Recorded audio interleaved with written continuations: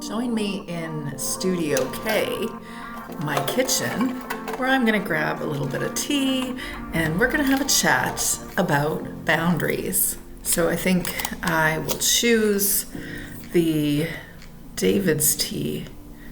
I think this is called blueberry jam. And in fact, I'm not making blueberry jam this year, but I have made a whole lot of grape jam. So this little thing, I think I need to get more of my David's tea. It's usually a Christmas thing. So I'm going to put it into one of my daughter's little tea holders. I haven't sent this off to them at college or into their homes, and I'll just keep it myself. Isn't that cute? She loved whales. We made that a unit study, right, since she was little. And so I've got my pot of water. This just sits on the edge, but I'm going to tuck it in here so I can pour it. And I invite you to join me for tea. I'm so glad you're here in Studio K. As I often share on the Homeschool Mama Self-Care podcast, I am typically inviting you into Studio C, which is my closet, and there would be no occasion where I would have you join me in my tiny walk-in closet, but I would have you join me in the kitchen. So I'm so glad you're here. Is it just me, or does saying I need a break feel like admitting you're a terrible mom? When was the last time you went to the bathroom without someone needing something from you the second you close the door? You ever feel like you're drowning in your own life, even though it looks pretty good from the outside? Have you ever snapped at your kids and then felt guilty for the rest of the day, wondering what's wrong with you, especially on a Monday? Do you find yourself saying yes to everything because saying no feels selfish? Is anyone else tired of being the family's emotional thermostat? Do you ever wonder who you are when you're not solving someone else's problem? If any of these resonates today, we're going to talk all about building boundaries. Building boundaries. I have spent more conversation around this discussion than possibly any other discussion as I'm coaching other women in this homeschool space. It's really hard for us as moms, but as homeschool moms, we've got this extra layer of complexity. We're with our kids all the time, and I mean like all the time, but I don't really need to tell you that, do I? We're doing it for 2 decades in a row, 24 hours, 7 days a week. There is no union out there that would approve of our hours. When you throw yourself into this lifestyle with the responsibility of an educational program for your kids, and you surround yourself with your kids' needs 24/7, you're likely to feel consumed quickly, and the unhealed parts of you, the childhood patterns that you've not dealt with, will reveal themselves and show up in real time. It's just that simple. Ask me how I know. Why are boundaries so important in a homeschool mom life? They influence how we show up in our relationships. They keep us from feeling like we're gonna lose it on a Tuesday morning over spilled cereal. Not that I know. They protect us. They prevent us from sapping our energy. They help us take care of ourselves without guilt. They affect how eager we are to engage with our kids. Less resentful, more present. They influence how we invest our days. They teach our kids what to expect in relationships, how to engage respectfully, how to get their needs met. They increase your satisfaction in your homeschool life. And I'll add, you get a stronger sense of yourself. That stronger self then decides to have a stronger sense of purpose too. Speaking of getting clarity on where you stand with your boundaries, if you're listening to this and thinking, I need to figure out what's really going on with me first, I have a 5-minute quiz that might help. It's called What's Really Driving Your Homeschool Overwhelm? It looks at 8 key areas, including your boundaries, emotional load, and relationships. You can find the link on my website, www.capturingthecharmedlife.com. So before we get started today in Studio K, aka my kitchen, I thought I would share a passage from the book that I wrote about 5 years ago, which is still selling strong, and that's pretty exciting. It's called Homeschool Mama Self-Care, Nurturing the Nurturer. There's a section in my book that I call Taking Care of Boundaries, and I thought I would share it with you. Kind of a little bit of a read aloud for you, homeschool mom. We homeschool mamas have a unique challenge and privilege all at the same time. We signed up to be with our kids. We might need a little quiet in our homes. We might need some time away from our kids. We might need a clean house in order to feel sane. That is a challenge, but I know you know it. Boundaries are simply this: you respect yourself and expect others to respect you also. Boundaries are entirely subjective. What you value and what I value aren't the same. Maybe you don't value a clean home. I've met that mom. She was quite messy, but also far more content with her kids. She knew how to play. To each their own. We need to create at-home work boundaries for those of us trying to work from home. We need to create morning ritual boundaries. We need to build on our time apart. I suggest consider setting aside time for your toilet time. If the door is closed, no one can talk with you unless the house is on fire. Direct them to scream, "The house is on fire," and the house better be on fire. Stretch the toilet time to 10 minutes, then 11, then 12. Bring in a book and a cup of tea. At what age do you begin? They do not know how to say the words, "The house is on fire." They're too young. You can build boundaries with non-supporters. When you're not feeling the love from the general public or an unsupportive relative, when you regularly hear comments like, "Why aren't you in school?" or "Is homeschooling legal? Do you have a teaching certification?" Remind yourself, you do not have to be a representative of the homeschool world.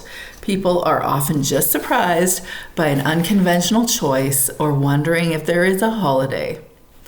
They might benefit from hearing your reasons for your homeschool preference. If you've been asked something regularly, though, be prepared to answer, but determine your answers confidently in advance. No sass required. Build cleanliness boundaries and teach kindness boundaries. Caveat: small kids are natural boundary breakers. If you've got small children, the notion of boundaries is nebulous at best. What boundaries do you expect from a child who is 6 or 10 or 15? Just remember, kids don't take magic boundary pills and align with your intentions immediately. You gotta teach them over time. Assume boundaries will take a while to learn. Assume you really will be repeating yourself a million times. Give yourself a break. Expect boundaries won't be established quickly or without mistake. That's just one section of my book, which you can find over on Amazon if you're curious. But I've heard many times that section has been really helpful for moms to realize that they don't have to do it all. If you're trying to build or bolster your boundaries, you first need to build them inside yourself. You can't have healthy boundaries with others until you develop them inside yourself. Boundaries are a prerequisite for compassion and empathy. We can't connect with someone unless we're clear about where we end and they begin.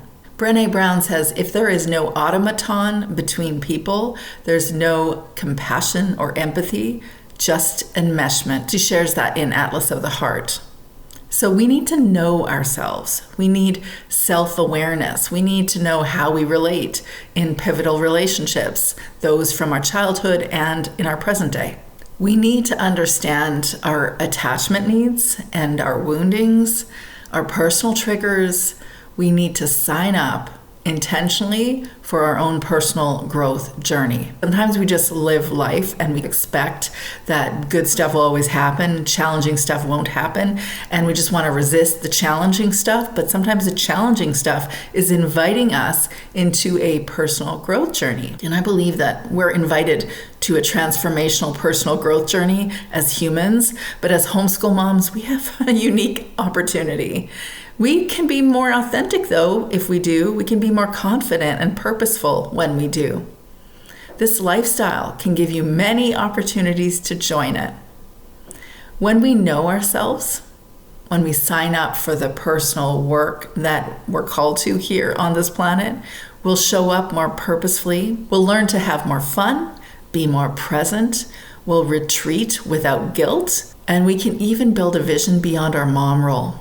I was recently chatting with a homeschool mom, and she said something I think many of us can relate to. She shared that one of her biggest challenges is dealing with her kids' emotions. She shared that she's a highly sensitive person. She notices every little shift in how her kids feel, which is such a gift, but also means that she's absorbing those feelings and naturally wants to fix them so her kids are happy every day. She said that when she first heard the word enmeshment on my podcast, it was a light bulb moment for her. She realized that what she'd been doing, taking on her kids' emotions as if they were her own, it was an issue. She felt overwhelmed and extended by constantly paying attention to her kids' emotions. Now she's practicing giving her kids space to feel their feelings, reminding herself that emotions always pass, and showing herself compassion when she doesn't respond as ideally as she would have liked. I just love that because it shows how boundaries aren't about putting up walls. They're just creating healthy space for us and for the people we love. And as moms, that often means allowing our kids to have their own emotional experience without us rushing in to fix it.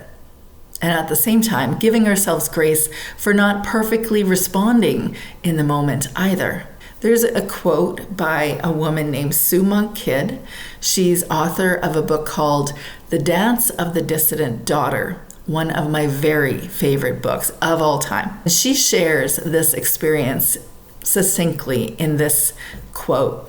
She says, "Women's permeability, this compelling need to connect, is one of our greatest gifts, but without balance, it can mean living out of the role of the servant who nurtures at the cost of herself." And here's the thing about learning to protect your sanity, learning to prevent burnout over the course of your homeschool years. Sometimes it means letting your kids have their feelings without making their feelings your emergency. If you relate to that, I would really love to hear what your experience is. You can always throw comments down below if you're listening to this on YouTube, or you can always send me a message on Facebook or Instagram. Now, if those questions hit home and you're realizing you want to dive deeper into this boundary work, I created a coaching course specifically for this. Listen to the title. I've tried to refine this over and over. It's really about building boundaries and bolstering your relationships. But I realized too that at the core, it is the foundation of the homeschool mom's fulfillment. So that's what I called it presently. It's going to be Foundations of Homeschool Mom Fulfillment. And it's all about going from drained and disconnected and doubting to confident, connected, and at peace. We'll work through your relationship with yourself first, then with others.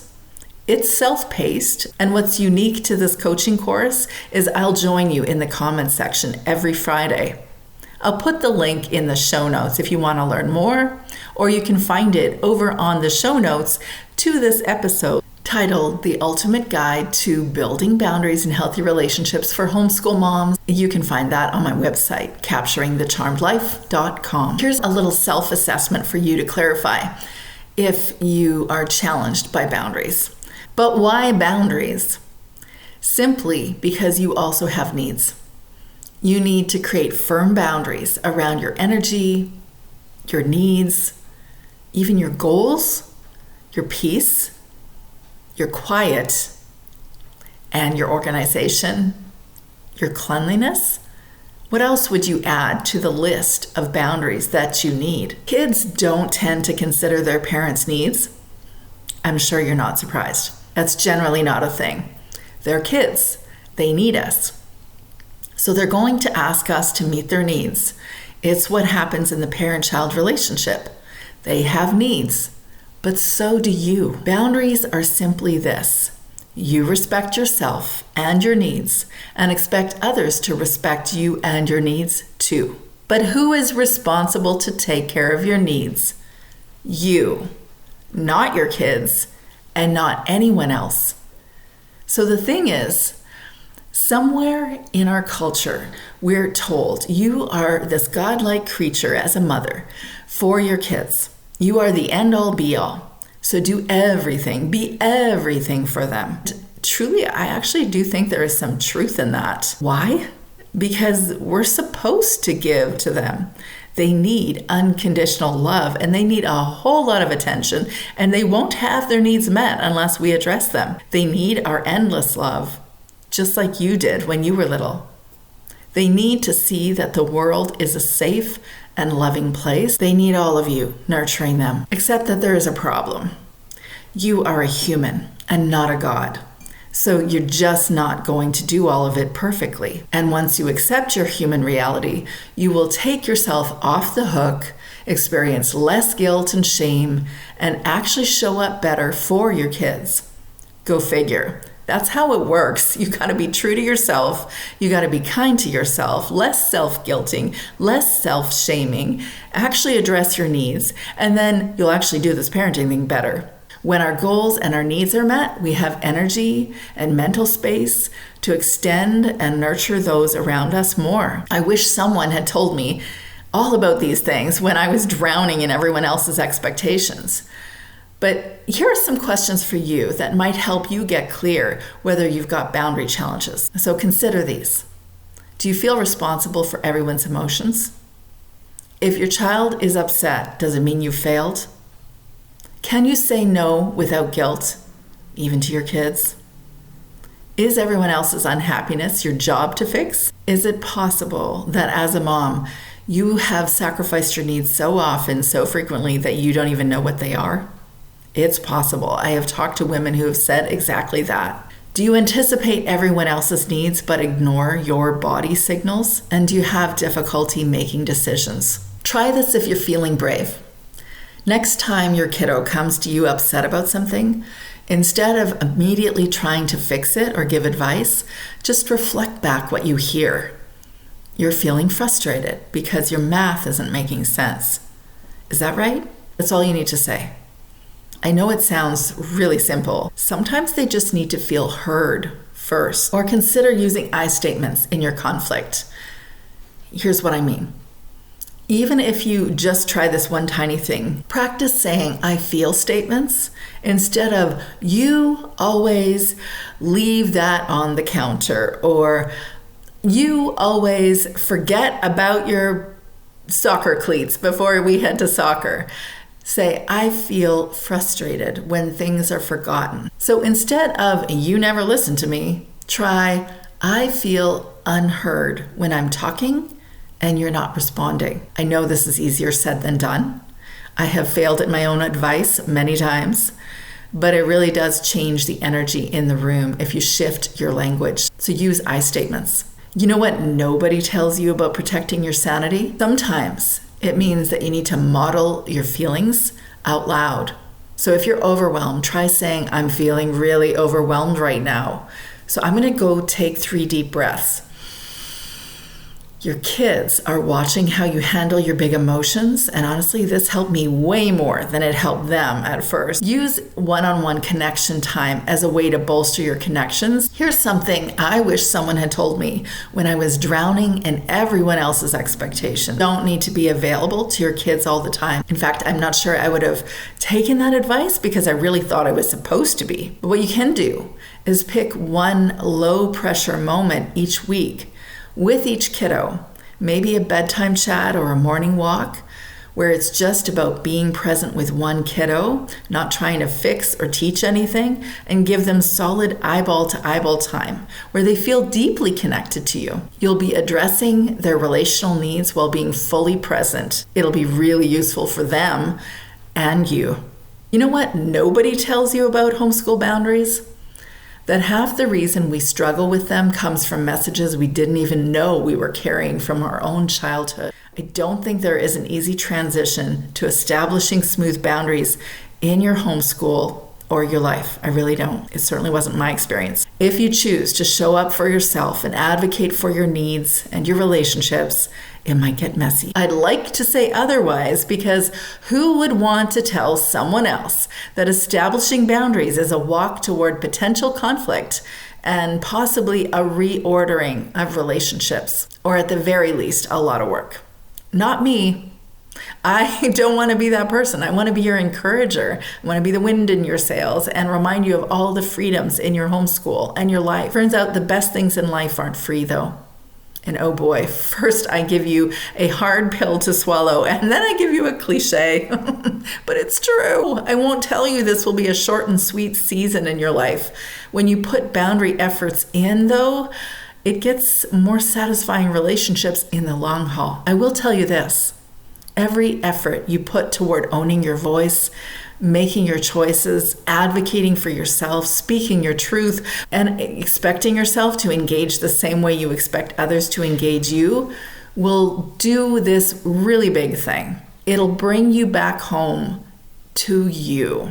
And there is no other place you should be. In the center of your freedom and your purpose and you.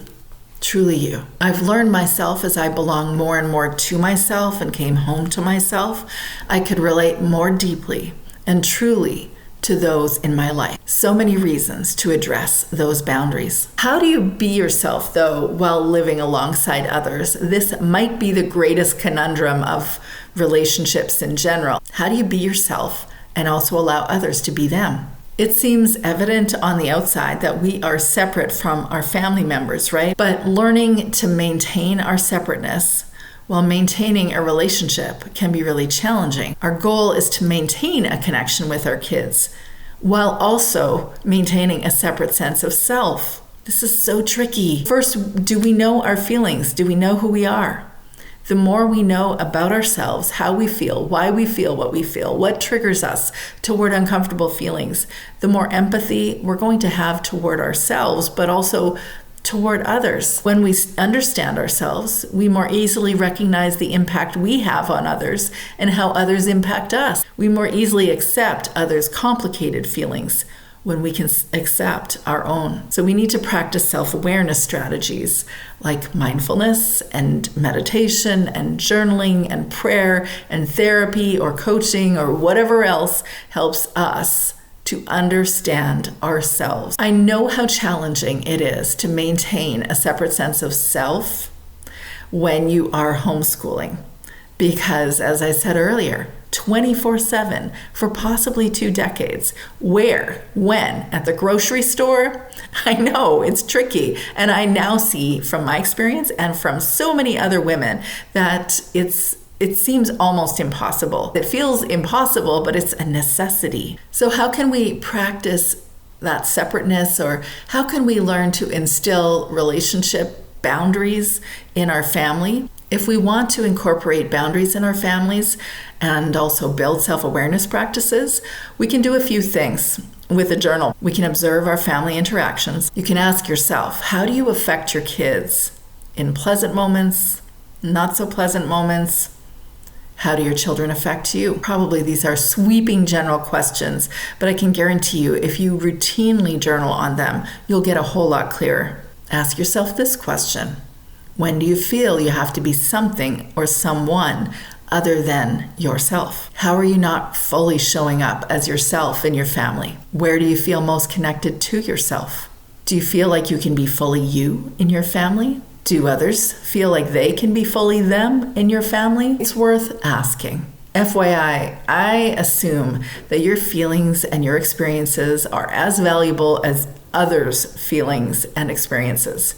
Everyone has the same playing field in your home. Everyone's feelings and experiences matter as much as the others. Perhaps this is obvious to you and doesn't need to be said, but when speaking of others, I think it's important that we recognize that other people's boundaries and feelings and experiences are also as valuable as ours, no matter how different their experiences may be. We need to recognize that our children's struggles are also not our struggles. A very tricky one to accept and absorb.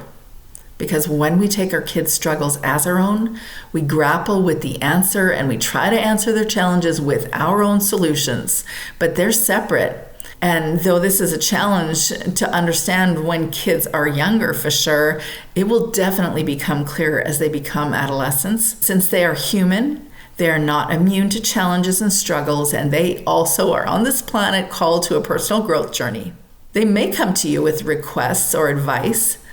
Ultimately, they need to decide for themselves how they're going to deal with their struggle. And I can tell you from personal experience, it is really tricky to let it go. I can give you a lot of examples, except that would betray specific kids' challenges. But I know from experience, it is very tricky to know when a child is challenged by something, but you can't do anything about it, or they're not inviting you to have the conversation. And this obviously does not happen when they're 3 or 6 or 7, but eventually you come to understand that you are not holding all of their emotions when they are 18 or 24 or even sometimes 16. You are their support. You are not their solution. Sometimes, because we consistently live and breathe in the same space, we find this whole notion more challenging than non-homeschool parents. Because a child stands in front of you, frustrated, afraid, or anxious, and you don't understand why she's feeling what she's feeling, and you want to know. And sometimes we assume we know why they feel what they feel because we're projecting our beliefs or our understanding about the world or our own stories onto them. So we assume we understand why they're hurt or why they feel what they feel, simply because we would feel a certain way in that scenario. But we are not them. They're different humans experiencing life in a very different context. I've been told that myself by kids who say, "Mom, I get that this is your experience and you understand it a certain way. You had certain things happen when you were young, but I'm not you. I haven't had the experiences you've had, and I'm not you." Every mom hears that eventually. We care. That's why we're immediately responding to their emotions. However, their challenges are theirs. We need to practice allowing others, even our kids, to have complicated, uncomfortable feelings. I'm curious where you are most challenged in this. If you would send me a DM, or you're always welcome to let me know in the comments below. Of course, you're welcome to join me for an aligned homeschool reset session too. Many of us step into motherhood carrying unspoken messages from our childhood. We need to be good, not make waves, put others first. These beliefs are often passed down unconsciously, shaped by generations of women who were not allowed to fully express themselves or have their needs honored. This inheritance has a name. It's known as the mother wound. Whether our own mothers were emotionally unavailable, overly controlling or anxious, or simply doing their best within a culture that silenced their voices, the mother wound shows up in our present-day homes. It reveals to us instead that we avoid conflict at the expense of our needs. We become martyrs to ourselves to keep the peace, and we struggle to feel like we're ever enough as moms or as wives or partners or as women. Building boundaries and healthy relationships is how we begin to break this cycle, to reclaim our voices, to model something new for the next generation, for both our sons and our daughters. This cycle can be broken. We can learn to build relationships that are rooted not in fear, not out of obligation, but honestly, with empathy and mutual respect. And it begins with healing the mother wound. In my Building Boundaries journaling workbook on pages 1 to 6, you can find the 1 week to clarity worksheet. Your goal for 1 week is to record every scenario that reminds you of a boundary challenge. Sounds fun, hey? I know, it doesn't sound fun, but it's really useful. You could say things like, "My aunt called 3 times every day and would not respect my request to just call me twice this week." Or, "My friend speaks to me like I'm on the wait list at the local restaurant. The relationship does not feel mutual." Or, "My daughter requires me to attend to her thoughts and her stories immediately, despite me asking her to wait until I've come out of the bathroom." Print the 1 week to clarity worksheets, those pages 1 to 6 in the Building Your Boundaries journaling workbook. Then keep those worksheets on the kitchen counter to remind yourself to add them throughout your day. preferably while you're having your first cup of tea or coffee. Write your thoughts at the same time so you don't forget. Get it into your regular routine. Maybe you need to do it after the kids are in bed, before you tap the Netflix or streaming button. But your goal is just to observe your boundary challenges. Now, before we wrap up, I want to offer you something practical to get started right away. Remember, I created a free boundary and relationship building checklist specifically for homeschool moms, where I was one mom who used it, and she said it helped her get centered and understand the background programs that were making her feel anxious and keeping her from being fully present with her daughter. This checklist includes daily practices to keep you grounded, weekly reflections to connect with yourself, and strategies to strengthen your relationships. You can grab it free in the show notes to this episode. So thanks for joining me today. And I just want to remind you that you are building boundaries so you can build deeper authenticity, really honoring who you are. So you can feel more free, more present, more purposeful. When you build boundaries, you discover that you feel more fulfilled with your life and your relationships, because now you have enough energy to inhabit your life. You know who you are. You know why you're here. But it's also a process.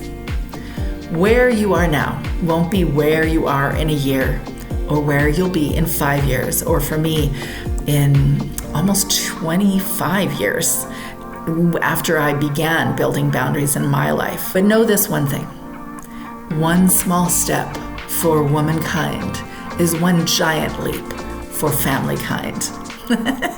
Do you get what I did there? Whatever you do for yourself will ripple out toward all of those that you love. Thanks for hanging out with me today. I know your time is precious, and I'm honored you spent some of it here with me in Studio K, my kitchen.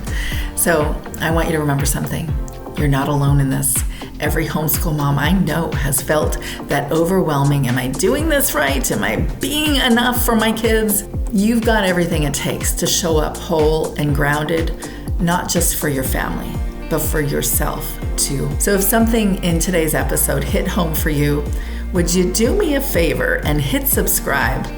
And if you know another homeschool mom who's been carrying too much, maybe share it with her too. Sometimes we all need this gentle reminder that we're just not meant to do this all alone.